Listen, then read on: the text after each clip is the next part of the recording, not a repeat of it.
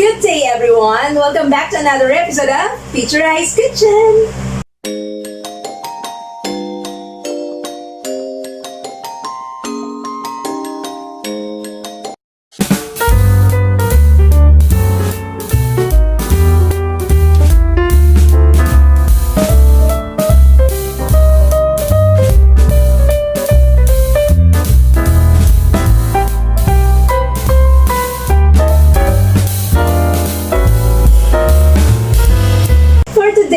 Discuss with you a recipe, a simple, healthy snack recipe that you can serve any time of the day or any time, maybe in the morning snack or in the afternoon snack. And what is this called? This is called potato croquettes. Okay, potato croquettes. What do you mean by this? These are actually fried potato balls.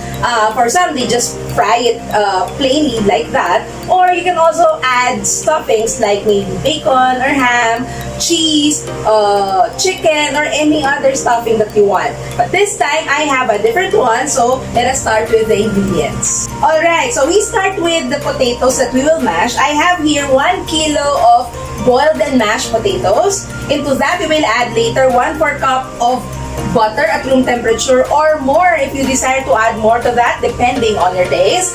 Then we also have 2 tablespoons of evaporated milk or more. Again, according to your desired taste, we'll add it to the mashed potatoes. And then salt and pepper to enhance its flavor. That's for the mashed potatoes. We go to the stuffing. I have here with me bacon bits, which I will fry later because who would never love bacon? We all love it, right? So aside from the fact that it's flavorful, it's really the fat, a small amount of fat in it will add to that yummy flavor of our potatoes later. And then we have here cheese cubes, and then we have beaten eggs for the dredging, beaten eggs, and then flour, and then breadcrumbs for the dredging later. And the last but not least, we have cooking oil for frying. Okay, so let's start with the mashed potatoes. I removed first other ingredients, so we have better space. So we will add 1/4 cup of butter that's at room temperature, and then mash together with the potatoes. See, if your butter is at room temperature, it's easier to mash it together with the potatoes, no? So yeah, just make sure that the butter is evenly combined because we want the flavor of that in the mashed potato. Malinis ang table, sama natin. Malinis yan. Okay, so here, go. Ano talagang episode, hindi ako nilalaglagan ng ingredient. Pansin ko lang din. So, see picture eye. Okay, so after which, we will add, a while ago I said 2 to 3 tablespoons of milk. So, we'll add 3 tablespoons of milk. 1 sprinkle on top. Drizzle. And 1 more. Okay. And then I'll just add if I lack it. Pero feeling ko okay na to because it's wet. It's already wet. Yan! That's the right one. Okay. Kailangan lang malakas ang arms para mas mabilis mahalo. And then we will add salt.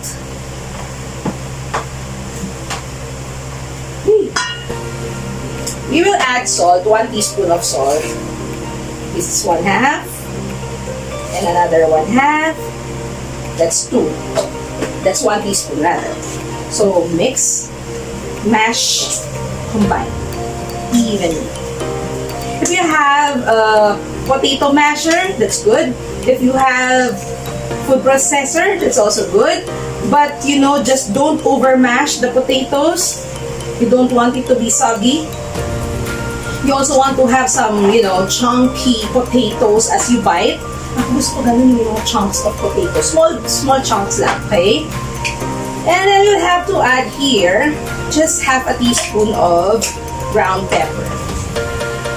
Yeah. Hinihingal ako, no? Hindi na pag-mash sa potato. Kasi talagang effort kung effort. I don't suggest using artificial ones, the powdered ones, not instant. mas masarap pa rin ang natural flavor. Yan. Woo! That's it. Kailangan well distributed.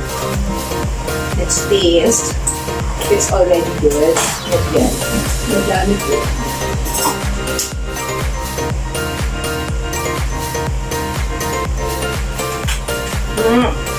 So I added 1/4 teaspoon of butter. I want to add 1/4 cup of butter. I want to add another 1/8 cup. Paano yun? Yung 1 stick of butter is 1/2 cup.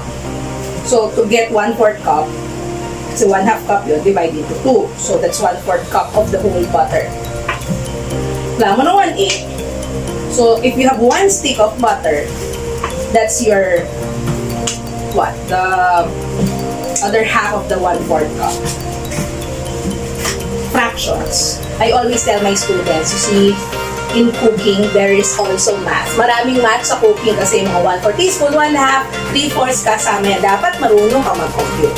So that's it. Looks well. We'll go to the next step. So we're done with the mashed potatoes. We'll set this aside for a while and then we will go to the next. We have here bacon. Okay, we will just stir fry the bacon for a few minutes to cook it a bit. I am not adding any oil to this because the bacon has its natural fat. So we will render the fat using that. Pero kasi we will not use the fat here. So ito, non-stick pan. There is no fat. Teacher, ay gano'ng karami yung bacon na yan? This is 1/4 or 250 grams. So you just have to just fry it a little. Para lang, luto na siya. Kasi isasama natin yan mamaya doon sa mashed potatoes. Mas gusto ko na, sigurado ko na mas luto siya. Okay? So here, ng bacon. Saan pa rin yung bacon? Who doesn't love bacon? Well, may mga taong hindi kumakain ng bacon for several reasons. One, health reasons. Pero alam nyo, kung paminsan-minsan lang naman, walang masama. Kapag araw-araw, yun, masama yun because of the fat that you get from it, no? The saturated fats. And so we will wait for that to cook a little more and then we'll be back. Okay, so let's see our bacon. Yan. It's already done, okay? It's done. Hindi natin siya kailangan maging crispy fried at super golden brown. Kailangan lang natin medyo maluto siya konti kasi i-deep fry pa naman yan later. So, ayan. We place it back here. At naman kasi, teacher ay, hindi ito pinaglagyan mo na pan. Mamaya bang lang ako sa mga yeah, baka. Ang dami kasing colors. My niece told me, Tita I like your pots and pans. They're so aesthetic. Yung mga kabataan ngayon, yan ang gusto nila. Yan ang main, nila. Kasi, teacher aesthetic thing yun eh. Ayan. So, that's it. We're done with that. So what we will do now is this. We get the mashed potatoes. Palit tayo ng pwesto. And then what you will do is add the bacon into it. Yay! Wow! Potato croquettes with bacon and cheese. So gusto ko ng wooden spoon kasi mas mabilis panghalo ang wooden spoon. Ito pa lang. So, what you will do is just combine here. That's it. Yes! Combine the bacon with the mashed potatoes. You know, I have seen a food store din, no? Not really a restaurant, it's like a kiosk, that they're selling potato croquettes. And then, what they do, they just place the bacon at the middle. Kaya lang, nung bumili ako at kumain ako, hindi ako masyadong natuwa. Kasi bakit? Hindi ko masyadong makita yung bacon. So sabi ko, why not just mix the bacon evenly into the mashed potatoes? So sa bawat kagat mo, meron kang bacon na nalalasahan. Diba, ang lungkot lang kasi na pag alam mo na may bacon, tas wala kang makagat na bacon. So, ayan. Look at that. See? Perfect. That's how it is. Ngayon, sana kaya na ng kamay ko. Hindi naman siya mainit. What you will do now is to form balls. Yan, ano tayo. Kailangan meron tayong proper way of doing it. Yan. Yan. Dito. Bakit? Kasi we'll form balls, we'll add the cheese, we'll roll it, and then we roll or dredge it into the flour, and then into the eggs, and then into the breadcrumbs, and that's it. Okay, so dito ka. Mas mabilis if you have an ice cream scooper. Pagka wala, kutsara, mas mold-mold mo lang into balls. Okay na rin. So, what is important here, your hands are clean, fingernails are clean. I would suggest, lagyan nyo ng flour yung hands nyo, yung palm nyo, para hindi masyadong magsistick yung mashed potatoes sa hands. So, okay? Kaya, importante, malinis ang kamay. I always tell my students, when you cook, first rule is to wash your hands before you start. Make sure your fingernails are clean because these are what? Carriers of bacteria and germs. So what you do is to roll into ball and then flatten a little. You just get cheese. Ayoko kasi ng isa lang. Dagdagan natin. Gawin natin dalawa. Ayan. Form into a ball again. And then what you'll do is to dredge with small amount of flour, then into the egg,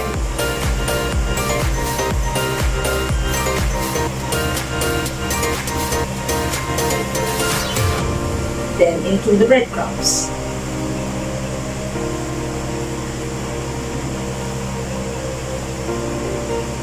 One hand dry, one hand wet.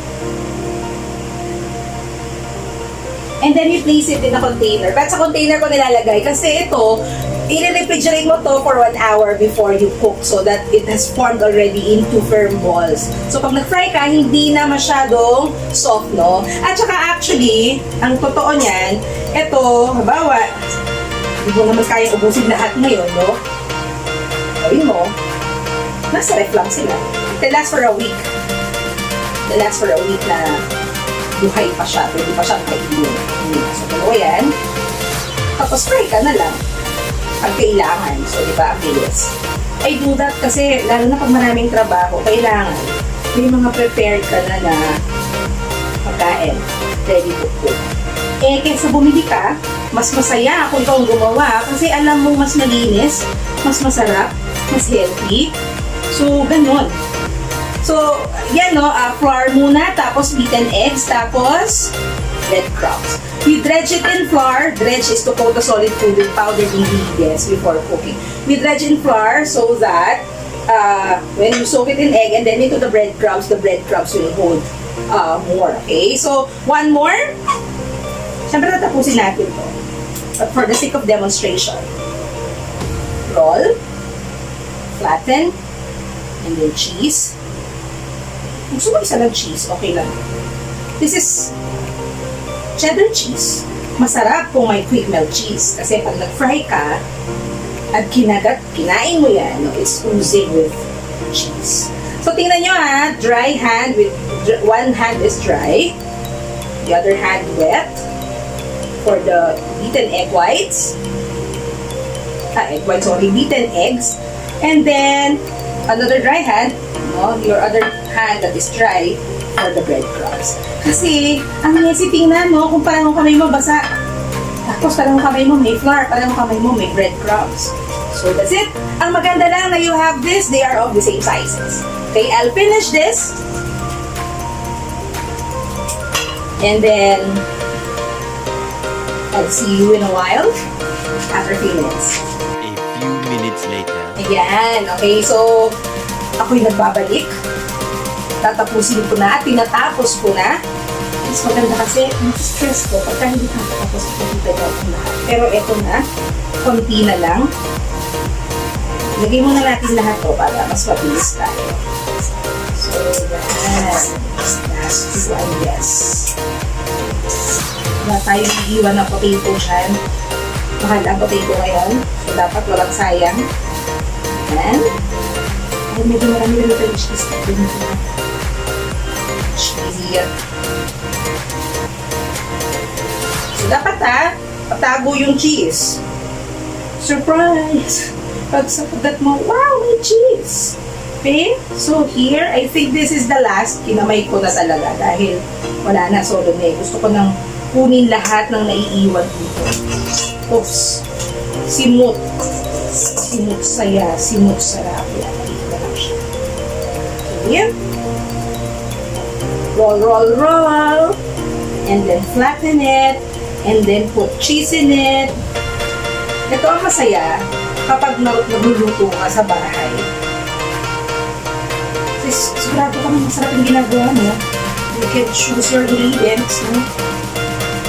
You can prepare ahead of time. Lalo na, malapit na ang bakasyon para sa ibang eskwelahan. No? Yan. So after which, yan na. We soak it here in the beaten eggs. Sama-samahin na natin para isahan na. So, 16 yung laman nun. Oh, diba? 16 yun. Tapos I have this 4. Na lahat. 12. So, the breadcrumbs add a crispy texture to this. Roll, roll, roll. Into the beaten eggs. Into the breadcrumbs. Yes. Last school year, I shared this with my students in entrepreneurship class when they had to cook this and present it through a packaging. I received really good feedbacks even from the parents, and they were telling me, ang sarap-sarap naman ng potato croquettes. Actually, ito ay favorite sa bahay namin. See, if you have that in your refrigerator, anytime you want to cook, it's there. Kasi sabi ko nga, it can last for a week. Basta nasa ref. Sa bahay namin, minsan sa freezer nila nilalagay. Pwede yun. Just have to thaw it. Thaw before you fry. See? And that's it. Okay. That's our potato croquettes, but it's not done yet. Kasi hindi siya magandang i-fry kung ganyan. No? Anong dapat? You have to refrigerate it for an hour, chill it for an hour. Ayan. Look at that, look at that. Saya. You have to chill it for an hour before you fry para mas nag-set na yung ating potato balls. Ating croquettes.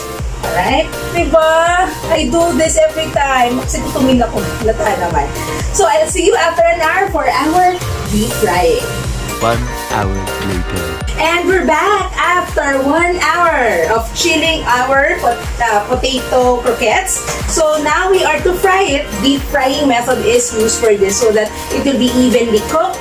And at the same time, it will be crispier, okay? So, here I'm heating cooking oil for frying. You can use vegetable oil, canola oil, that is fine. And while I'm waiting for this to be really hot, I want to take note that when you fry, you should have with you, paper towels so that when you place the fried potato croquettes there, the paper towels will absorb the cooking oil that will be left in our croquettes. Alright, so I guess it's already hot. Let us check, just like what I told you in my previous videos. When you place a wooden spoon at the middle and you see bubbles already gathering around that wooden spoon, then that means that your cooking oil is ready. So we fry at low temperature so that it will not easily burn the outer part of our croquette. So, we place. Kung natatakot kayo, ilagay siya ng ganyan, lalo na the kids, no?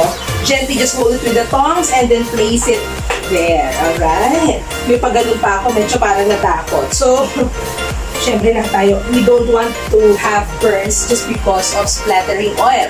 Deep frying so that mas maganda nga, mas malalim pa dyan. Why am I using a saucepan?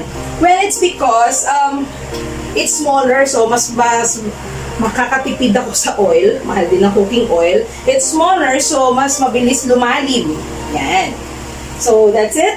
Kasi if I use a bigger pan or bigger deep fryer, that will require big amounts of cooking oil. I want to save on it. So, there. So, you will wait for it until it's golden brown. So, kung ito ay mas deep fried pa dito, hindi mo na kailangan mag-turn ng croquettes, no? Nung piniprito mo. Yun ang maganda kung talagang completely submerged. This one, may konting mga 1 cm pa na medyo nakaangat.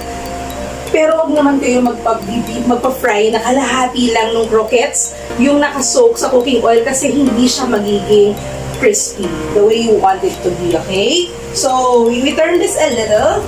Yan, you see this? Golden brown color. Okay. And of course, when you deep fry, you should not overcrowd your pan, just like what I'm doing now. You don't overcrowd the pan so that they will be evenly fried or cooked. Because if this is too crowded, what will happen? The heat will not be distributed evenly. Alright, so here you see, yan, very low fire. Yun, nakikita niyo naman, very low fire. Patience is a virtue. Hindi pwedeng minamabilis ang mga bagay-bagay, no? May mga bagay na kinakailangan. Parang buhay lang yan, no? Sa buhay, hindi lahat ng bagay minamabilis.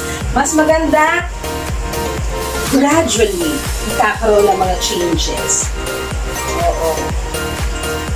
Yan. Ang bango-bango ng croquettes. You can actually make it smaller if you want. Mas marami kayong magagawa. Ako, I was able to come up with 20 big croquettes here. Napakabango. This can be used as a snack.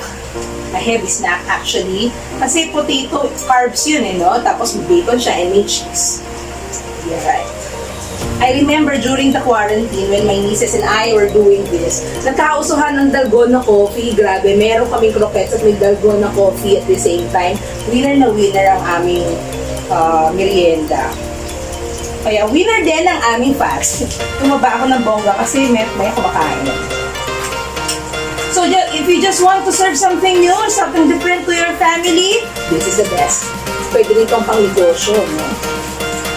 We will be back when it's already done. Okay, so we're back. Look at this. It's already that perfect golden brown color that I want. Okay, so pakikita ko ng mas malapit. Baka ako mapasok. Yan. Look at this. Oops! This is how it looks like, no? The perfect golden brown color of our croquettes. So, tatanggalin na natin dito. Wait lang. So, naman kasi kung the paper towels there to absorb the remaining oil. Oh. Yay! Oh, so good.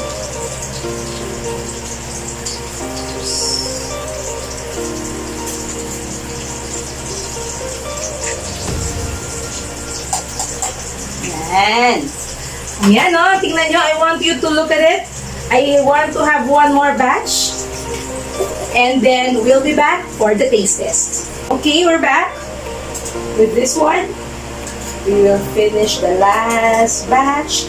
I am reserving the other ones for the next days. Yeah. Okay, 1, 2, 3.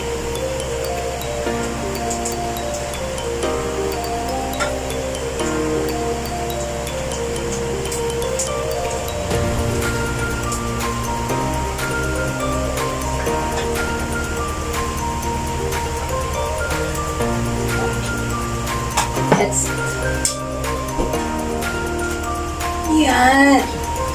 That's our croquettes. Diba? Okay. Sige, yan lang muna dahil masyadong marami. I will be back for the taste test. Alright, we are here for the final judgment of our recipe for today. Our croquettes. So here, I have here the ones that I fried first. These ones are the new ones. Dahil mainit sila, dito ako kukuha. Okay? Anong pwedeng dip? Well, pwedeng mayonnaise lang, pwedeng cheese sauce if you have cheese sauce. Or, ako, usually ginagawa ko. Meron din ako nito yung ketchup and mayonnaise combined together. Pwede din yun, no? So, ako ito, mayonnaise din nakalagay dito. You try. Oops.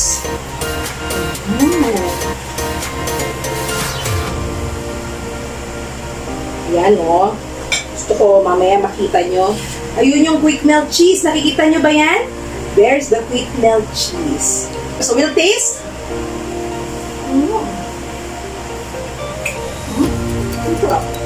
Lagyan din natin now. Layuan ketchup.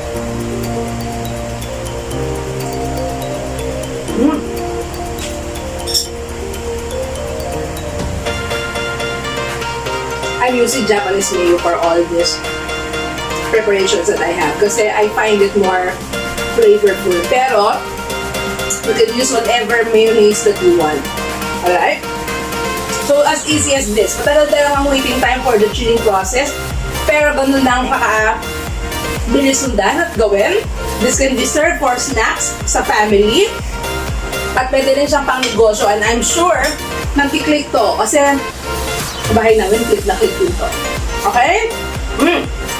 So, I hope that you learned something different from today's lesson or video. And I hope that you will like and share this video to everyone that you know.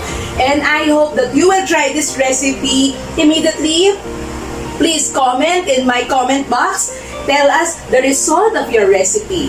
Alright? And for those who have not subscribed yet in my channel, please go to Teacher I's channel, subscribe, and click the notification bell for more videos and updates. Once again, this is Miss Pakle for Teacher I's Kitchen. I'll see you again in our next videos. Thank you for watching.